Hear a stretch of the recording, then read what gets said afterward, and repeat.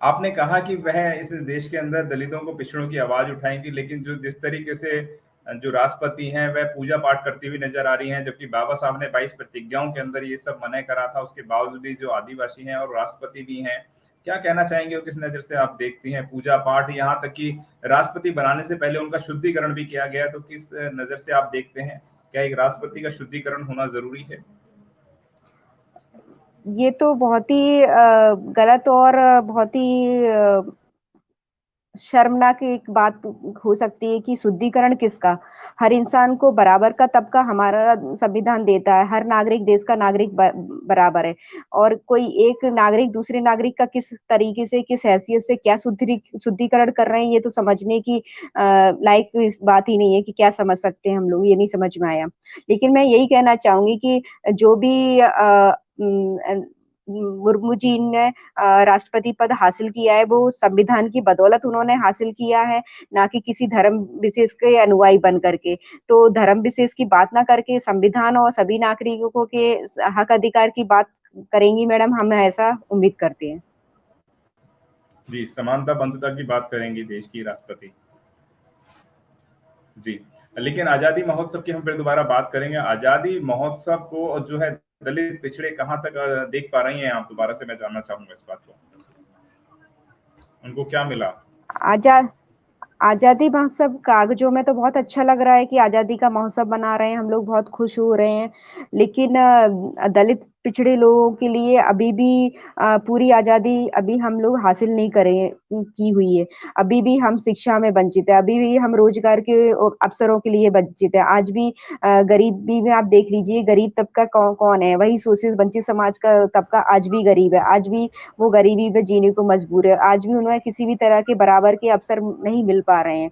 तो जब तक देश के प्रत्येक नागरिक को संविधान की परिभाषा के अनुसार बिना भेदभाव के, किसी भी रंग जाति नस्ल के भेदभाव के समान अवसर मिलेंगे, तब हम बोलेंगे कि हमें वाकई में पूरी आजादी हमें आज मिल सकी है। मेरा नाम है सुरेंद्र सिंह और आप देख रहे हैं एसएम न्यूज। हमारे साथ डॉक्टर राजकुमारी बंसल हैं, जो किसी नाम तारीख की मोहताज नहीं है। स्वागत है मैम आपका हमारे चैनल में। जी, थैंक यू सर।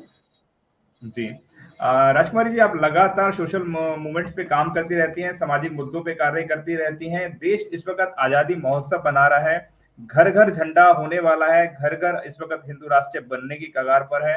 पर इस आजादी महोत्सव में बहुजन समाज के दलित पिछड़ों को क्या मिला, वह हम आपसे जानेंगे।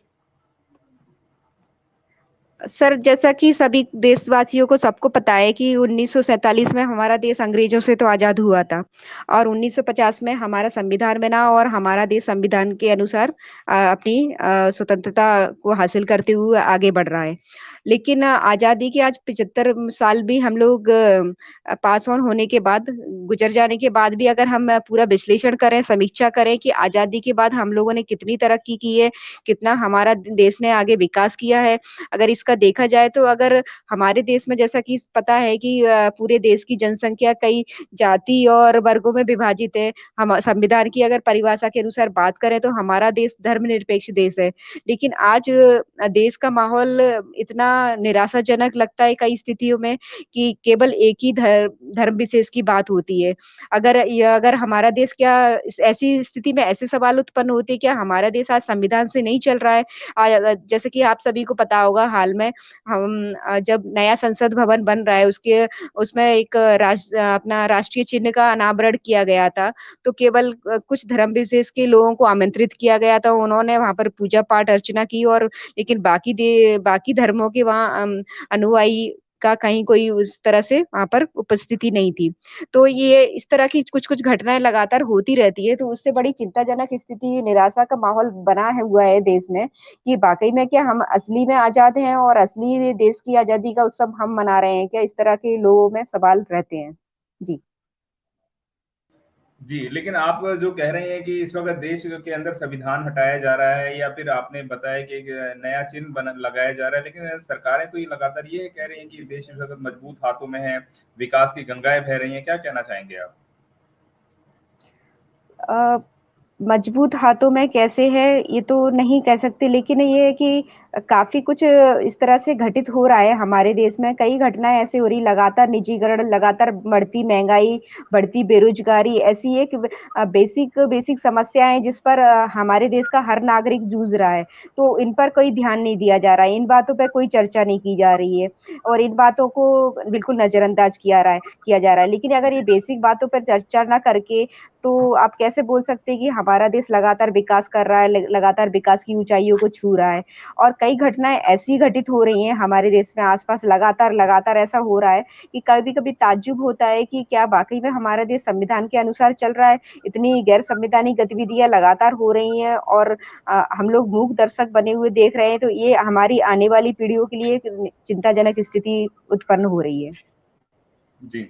मैडम, इस देश के अंदर पहली बार कोई आदिवासी देश का राष्ट्रपति बना है। तो क्या कहना चाहेंगे आप? तो ये सभी देशवासियों के लिए पहली बात तो बहुत खुशी की बात है और बहुत गर्व की बात है कि एक आदिवासी महिला को राष्ट्रपति बनाया गया और राष्ट्रपति बनने का मौका और अवसर मिला। और हमें काफ़ी उम्मीद है कि हमारी नई राष्ट्रपति जी आएँगी तो शोषित वंचित समाज के लोगों की तकलीफ़ों को समझेंगी, जानेंगी और उनके उचित हक अधिकारों के लिए आवाज़ उठाएँगी और उनकी आवाज़ बनेंगी, ये हम उम्मीद कर रहे हैं उनसे। आपने कहा कि वह इस देश के अंदर दलितों को पिछड़ों की आवाज़ उठाएँगी, लेकिन जो जिस तरीके से जो राष्ट्रपति हैं, वह पूजा-पाठ करती हुई नज़र आ रही हैं, जबकि बाबा साहब ने 22 प्रतिज्ञाओं के अंदर ये सब मना करा था, उसके बावजूद भी जो आदिवासी हैं और राष्ट्रपति भी हैं।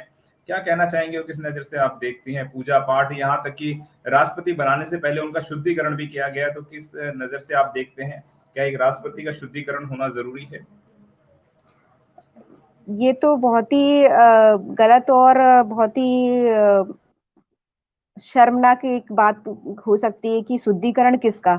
हर इंसान को बराबर का तबका हमारा संविधान देता है, हर नागरिक देश का नागरिक बराबर है और कोई एक नागरिक दूसरे नागरिक का किस तरीके से, किस हैसियत से क्या शुद्धिकरण कर रहे हैं, ये तो समझने की लायक इस बात ही नहीं है कि क्या समझ सकते हैं हम लोग, ये नहीं समझ में आया। लेकिन मैं यही कहना चाहूँगी कि जो भी मुर्मू जी ने राष्ट्रपति पद हासिल किया है, वो संविधान की बदौलत उन्होंने हासिल किया है, ना कि किसी धर्म विशेष के अनुयायी बन करके। तो धर्म विशेष की बात ना करके संविधान और सभी नागरिकों के हक अधिकार की बात करेंगी मैडम, हम ऐसा उम्मीद करते हैं। जी, समानता बंधुता की बात करेंगी देश की राष्ट्रपति। जी, लेकिन आज़ादी महोत्सव की हम फिर दोबारा बात करेंगे। आज़ादी महोत्सव को जो है दलित पिछड़े कहाँ तक देख पा रही हैं आप? दोबारा से मैं जानना चाहूँगा इस बात को। उनको क्या मिला? आजा आज़ादी महोत्सव कागज़ों में तो बहुत अच्छा लग रहा है कि आज़ादी का महोत्सव मना रहे हैं, हम लोग बहुत खुश हो रहे हैं। लेकिन दलित पिछड़े लोगों के लिए अभी भी पूरी आज़ादी अभी हम लोग हासिल नहीं की हुई है। अभी भी हम शिक्षा में वंचित हैं, अभी भी हम रोज़गार के अवसरों के लिए वंचित हैं। आज भी गरीबी में आप देख लीजिए गरीब तबका कौन है? वही शोषित वंचित समाज का तबका आज भी गरीब है। आज भी वो गरीबी में जीने को मजबूर है। आज भी उन्हें किसी भी तरह के बराबर के अवसर नहीं मिल पा रहे हैं। तो जब तक देश के प्रत्येक नागरिक को संविधान की परिभाषा के अनुसार बिना भेदभाव के किसी भी रंग, जाति, नस्ल के भेदभाव के समान अवसर मिलेंगे तब हम बोलेंगे कि हमें वाक़ई में पूरी आज़ादी हमें आज मिल सकी है। जी। मैं धन्यवाद करूँगा जो आपने इस विषय पे हमारे से चर्चा करी। आज़ादी महोत्सव को आपने बताया कि आज भी कहीं जो आज़ादी महोत्सव बना रहे हैं, आज भी बहुत सारी बातें रह गई हैं जो दलितों को नहीं मिल पाए हैं, उनके अधिकार आज भी घोड़ी पे चढ़ने का अधिकार नहीं दिया जाता, साथ में बैठाने का अधिकार नहीं है, जातिकरण को एक साथ देखा जाता है। तो कहीं न कहीं इन सब में आज हम लोग बहुत ज़्यादा पीछे हैं। आज़ादी महोत्सव बनाने से पहले इन बातों पे सरकार को ज़रूर देखना चाहिए। धन्यवाद राजकुमारी जी, जो आपने इतना समय हमें दिया और इस विषय पे चर्चा करी। Thank you. अगर आपने अभी तक हमारा चैनल सब्सक्राइब नहीं किया है तो सब्सक्राइब करें और घंटी का बटन बिल्कुल भी दबाना ना भूलें ताकि सभी लेटेस्ट खबरें पहुंच सकें आप पे सबसे पहले।